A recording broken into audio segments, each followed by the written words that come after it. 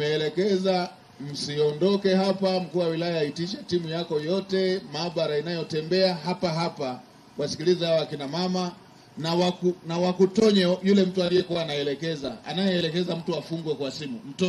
Wakutonye, wakutajie. Wenda hawajaweza kumtaja hapa hadharani. Wakutajie alafu mniambie. Kwa jina naitwa Oscar Emmanuel Maenge. Ni mfanyabiashara mdogo wa Tuko mjini. Mheshimiwa Waziri, vijana wako tunapata shida sana. Yaani sana. Vijana wako tumejitahidi kujiwekeza kwenye wilaya yetu, kwenye mkoa wetu, na tumejitahidi kujiwekeza, lakini kuna watu wako juu ya sheria wanaingilia kwenye ofisi zetu, wanafunga ofisi zetu. Na wamefunga ofisi yetu kutoka mwezi wa 6 pale Tuko mjini, toka mwezi wa 6 ofisi ya pabu imefungwa toka mwezi wa 6 kwa kigezo kwamba iko barabarani. Na ukiangalia ofisi za Tuko zote, baa zote ziko barabarani. Wakatupa kigezo kwamba hatuna kibali cha TANROADS. Tukaenda TANROADS, tukapewa barua ya kwamba baa iko sehemu mbaya nini, tukaenda tena kuomba. Wakatupa jinsi ya kurekebisha. Tulikuwa tumejenga jiko nje lenye thamani ya shilingi milioni 8. Jiko then tuhamishe njia. Tukabomoa jiko, tukahamisha njia. Na tulipobomoa jiko na tukahamisha njia, akasema basi poa, nendeni kwa nani? Kwa mkuu wa wilaya. Mkuu wa wilaya anaweza akawasaidia. Tumeenda kwa mkuu wa wilaya, alipotutuma kule wakatupa jibu, wakasema nyie kamalizaneni kwanza na mkuu wa wilaya wenu then ndio mje huku. Sisi nyie shida, sisi hatuna shida, ipo kwa mkuu wa wilaya wa kwenu. Na tukienda kule kufanya kampeni Tuko mjini, sisi tumewekwa ndani. Mheshimiwa, tumewekwa ndani, nyie mnapoondoka sisi ndio tumetolewa. Na mpaka dakika hiyo ofisi hajafunguliwa na hakuna chochote kinachoendelea. Na tukienda kuomba kwa mkuu wa wilaya anatupeleka TANROADS, na tukienda TANROADS wanatupeleka kwa mkuu wa wilaya. Na hiyo ofisi ina kila kitu. Wamekuja kufunga siku ya uzinduzi, yaani siku ya kuzindua ndio wamekuja kufunga. Na tulipoenda kuchukua leseni, yeye anadai kwamba sisi tulikuwa hatuna hata leseni. Lakini siku tumeenda kuchukua leseni, walituambia tuende siku kuchukua leseni siku ya uzinduzi. Na tumeenda siku ya uzinduzi kuchukua leseni, wakasema nendeni kwa mkuu wa wilaya. Mkuu wa wilaya na maagizo yote ya ofisi yenu. Nani kafunga? Nani kafunga? Hatuelewi, ila maagizo kutoka kwa mkuu wa wilaya. TANROADS yuko wapi?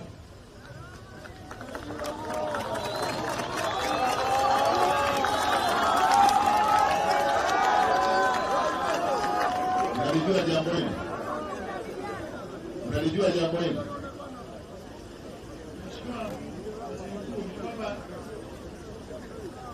Mheshimiwa Waziri Mkuu, kwa historia niliyopata, hii jengo liko kwenye eneo la hifadhi ya barabara, lakini anachozungumza kwa sasa hivi, na sababu na mimi mgeni na mkutano, naomba nilichukue alafu nitakaa naye kushirikiana na wilaya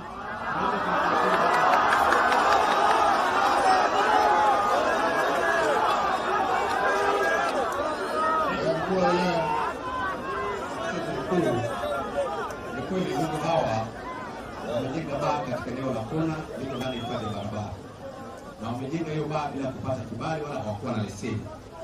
Kwa hiyo wenye mamlaka ya barabara kwa maana ya TANROADS walifika wakapima na wakasema eneo hili halifai kwa ajili ya barabara, na wao wakaandikiwa barua wakaamba kama hawaruhusiwi kufanya biashara katika eneo hilo, na barua hiyo wanayo.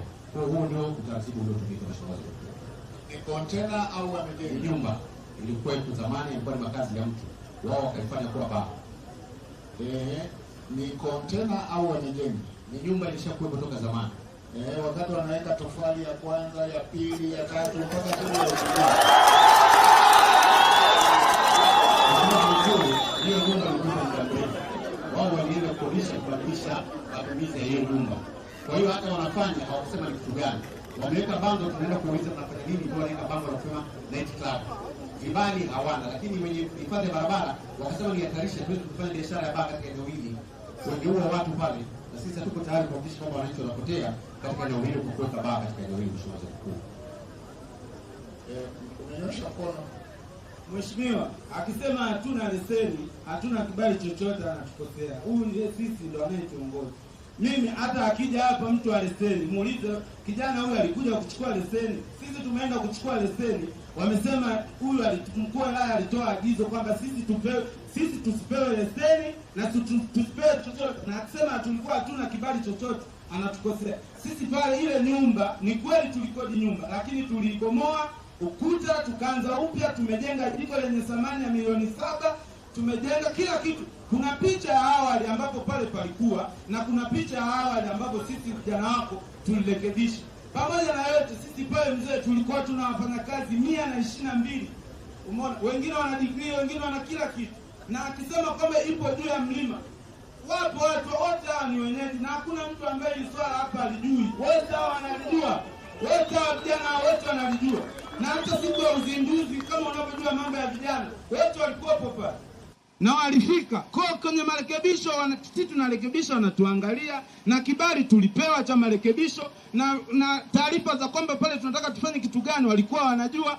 Umeona, na kijana wake aliyetupa kibali alihamishwa kazi Tukuyu, hayupo.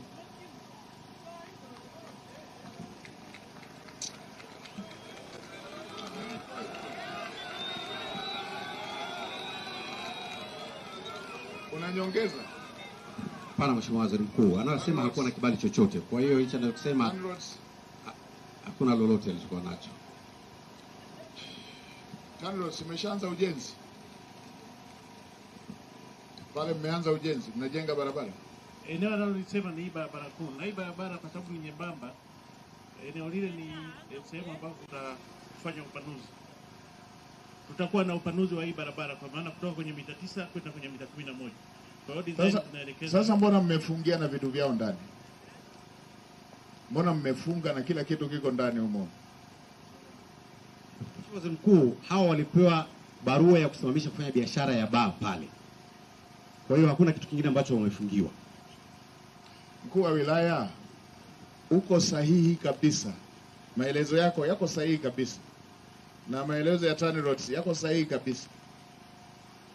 Kosa linaijia wapi? Na haya mambo nimekuwa nikiyasema kila siku. Yanatokea mpaka hata kwenye majengo.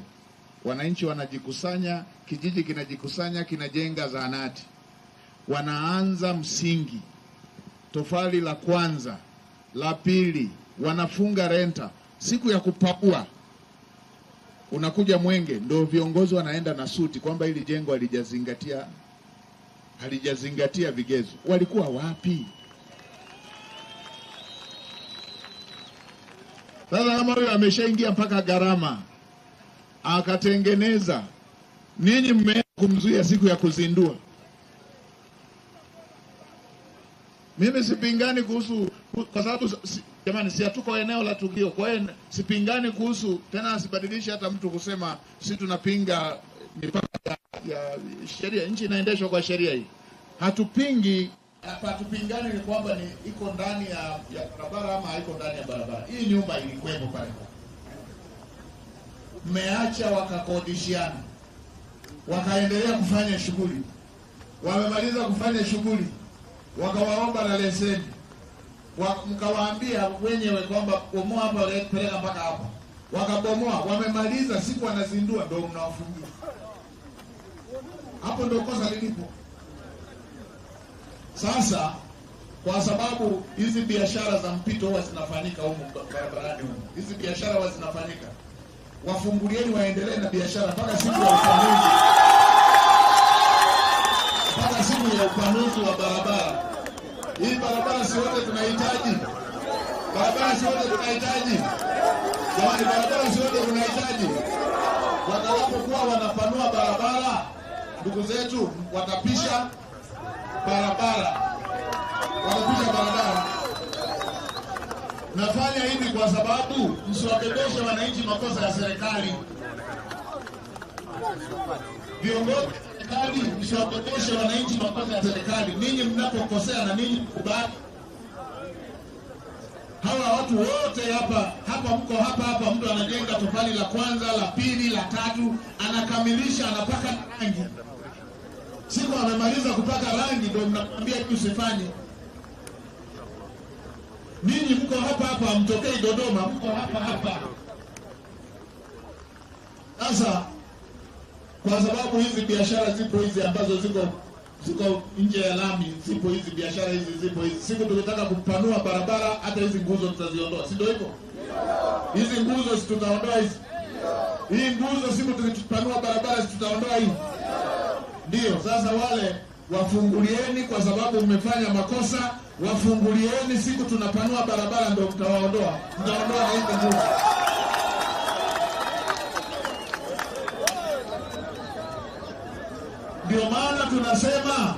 Ndio maana tunasema viongozi, jengeni utaratibu wa kutembelea maeneo yenu. Kama wanakijiji wanataka kujenga zahanati, injinia wa wilaya, hakikisha kila siku na wewe uko hapo, waelekeze inatakiwa kujengwa vipi. Sio kusubiri siku ya Mwenge unasema hili jengo halijakidhi vigezo.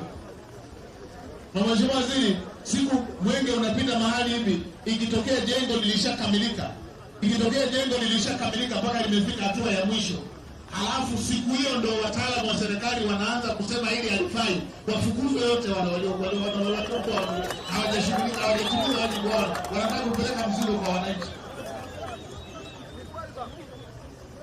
Waandikie wakuu wa mikoa wote, waambie watendaji wao, kila mmoja kwenye sekta yake, akisubiri mpaka jambo lije liibuliwe na Mwenge ama ziara ya viongozi ama mtandaoni, ajihesabu kishakosa kazi. Mheshimiwa Rais ametoa gari. Wala tunataka hao viongozi watembee kwa miguu kwenda kwenye kila ngazi ina magari. Na ngazi zingine zina pikipiki. Wanapewa na mafuta. Wao ni kwenda tu kukagua. Haya magari sio ya kuendea kwenye semina. Haya magari sio ya kuendea kwenye mikutano, ni ya kuendea site waliko wananchi.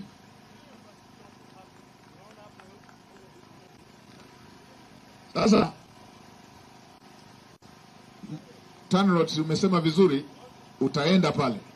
Wacheni wafanye kazi, mtawaelekeza siku mkianza kupanua barabara, mtawaelekeza. Mzee wetu, ongeni kifupi, naona mvua zinakuja, ongeni kifupi. Mimi nimeletewa kafaida kama mwavuli, lakini wenzangu huko mko kwenye mvua.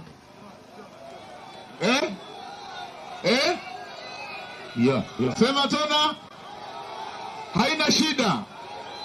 Mnavumilia. Wanaosema